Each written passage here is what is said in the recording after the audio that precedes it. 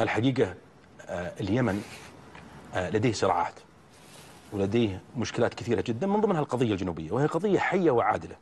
وفي المشاورات اللي حصلت في الرياض في مجمع 6 على الخليجي، كان هناك مخرج من مخرجات المشاورات تضمنت ما يتعلق باتفاق الرياض وما يتعلق بالقضية الجنوبية، ووضع نص بأن قضية شعب الجنوب يجب أن تناقش وفق الحل السياسي الشامل الذي سيتم اتخاذه، بحيث يكون لها مناقشة حقيقية فيما يتعلق بالقضية الجنوبية. ويقود هذا الملف حاليا المجلس القيادة، المجلس الانتقالي الجنوبي، والمكونات الجنوبية كثيرة، أهمها الآن مجلس الانتقالي الجنوبي ومكونات أخرى في كل المناطق اليمنية.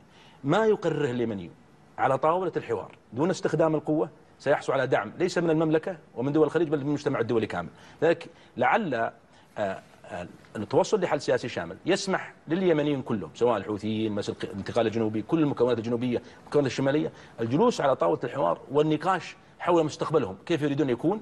إذا توافق اليمنيين، وهذا ما نريده، وغلبت حكمتهم على اتفاق يحدد مسارهم المستقبلي، سنكون أكبر الداعم لذلك. بكل وضوح يعني السعودية هل هي مع الوحدة ولا مع الانفصال؟ السعودية مع القرار اليمني، مع التوافق اليمني، مع الحوار الوطني، مع ما يتوافق عليه اليمنيين أيا كانت النتيجة. أيا كانت نتائجهم، طبعا هذا خيار يمني، لكن دون استخدام القوة طرف على ضد طرف.